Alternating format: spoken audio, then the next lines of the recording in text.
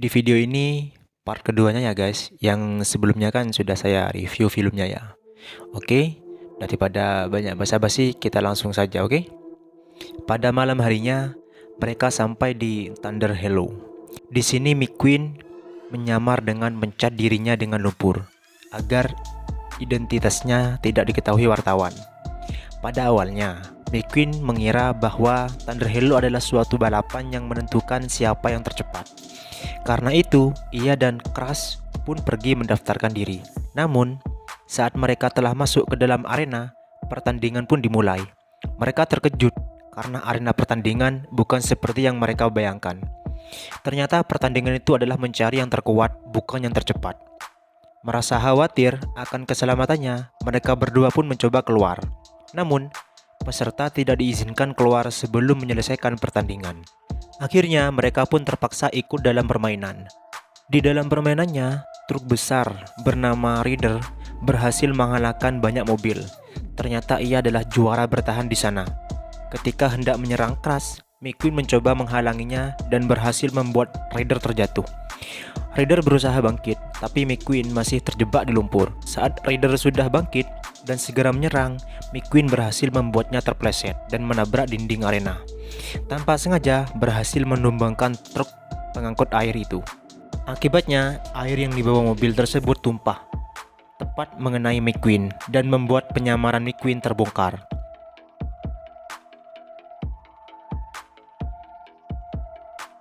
Scene berpindah kepada McQueen yang sudah di mobil dan menyaksikan berita yang membicarakan tentang dirinya. Di dalam mobil, ia bersama dengan Crash. Crash berhasil memenangkan pertandingan dan membawa sebuah piala. Crash tampak senang dengan tercapainya itu, karena itu adalah pertama kali ia mendapatkan piala. Namun, McQueen justru marah-marah kepada Crash karena merasa hari itu waktunya terbuang sia-sia, bahwa sampai membuat piala Crash terjatuh dan patah.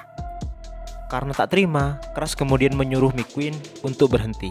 Sebelum pergi meninggalkan McQueen, Crash sempat mengatakan bahwa dia tidak benar-benar menginginkan untuk menjadi pelatih. Sebenarnya ia ingin menjadi pembalap. Alasan Crash tidak jadi pembalap adalah karena ia takut dan ragu akan itu. Setelah mengeluarkan unek-uneknya, Crash lalu pergi meninggalkan McQueen dan lainnya. Malam itu, mereka beristirahat di bawah jembatan. McQueen melihat sebuah berita yang mengabarkan bahwa Jackson Trump telah mencetak rekor baru dan telah membuat kemajuan yang sangat drastis. Di dalam berita tersebut juga mengakibatkan soal kejadian memalukan saat di Thunder Hollow. McQueen kemudian menelpon Mater untuk menanyakan kondisi kekasihnya.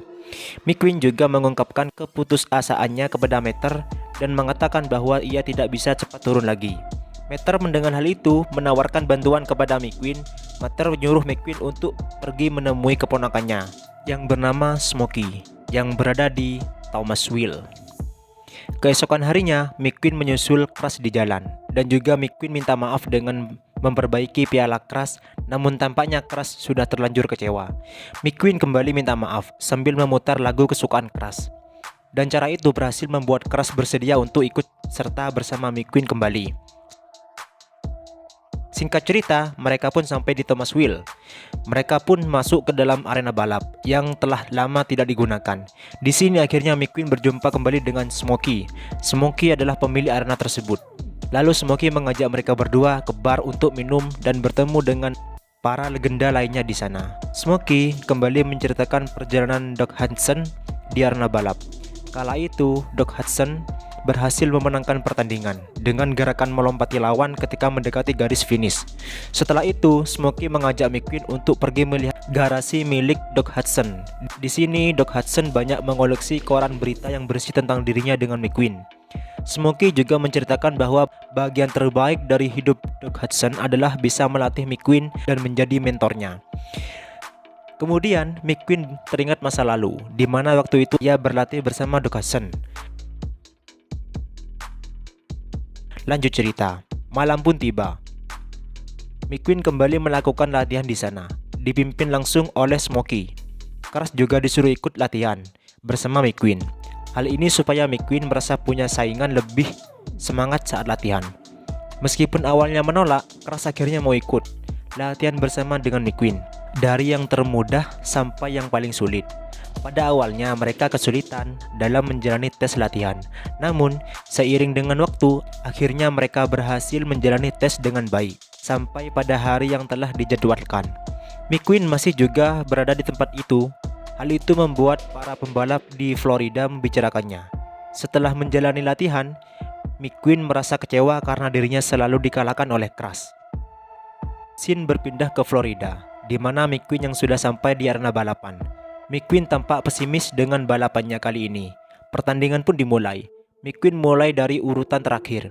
Oleh karena itu, ia harus bekerja keras untuk dapat masuk ke dalam 10 besar. Smokey dan Crash sebagai kru dari McQueen. Saat menjadi kru, Crash dihampiri bosnya Sterling dan menyuruhnya agar kembali ke pusat latihan. Sterling menganggap Crash seharusnya tidak berada di sana. Crash tak bisa berbuat banyak. Crash pun menuruti perintah dari Sterling. McQueen yang berada di sirkuit tampak sengaja mendengar apa yang dikatakan Sterling kepada Crash. Sementara itu, sebuah insiden kecelakaan terjadi. Beruntung McQueen dapat selamat dari insiden tersebut. Saat lampu berwarna hijau dan para pemain mengganti bannya, McQueen menyuruh Crash untuk kembali. Ternyata McQueen meminta Crash agar mau menggantikan posisinya. Crash pun masuk ke dalam arena dengan membawa nomor dari McQueen. Pada awalnya, Crash masih sangat kaku dengan balapannya. Namun, setelah itu, Crash menjadi bersemangat dan mengalami kemajuan. Ia berhasil masuk ke dalam 10 besar. Yang berada di posisi pertama tampak acuh dengan kehadiran Crash, karena menganggap Crash tidak lebih dari seorang pembalap biasa. Hingga Crash berhasil di posisi ketiga. Jackson Tromp mundur, tepat berada di sampingnya Crash. Lalu mengatakan bahwa Crash tidak pantas berada di sana. Crash langsung down dan kehilangan fokus dengan perkataan Jackson Tromp. Kemudian McQueen berusaha memberikan motivasi dan itu berhasil membuat Crash bergairah kembali. Di lap terakhir, Jackson Tromp berusaha mendorongkan ke dinding. Namun Crash berhasil menghindar dan akhirnya memenangkan pertandingannya. Para penonton pun bersorak menyambut kemenangan perdana dari Crash Ramirez. Dan di papan pengumuman terpampang nama Crash Ramirez dan Lightning McQueen. Di akhir film mereka berkumpul dan Crash Ramirez tampak mendapatkan kostum baru dan memiliki nomor 51. Nomor itu tercipta karena ide dari McQueen. Lalu McQueen datang dengan kostum barunya yang berwarna biru tua. Kostum tersebut bertujuan untuk mengenang jasa mentornya, yaitu Doc Hudson. Dan film pun tamat.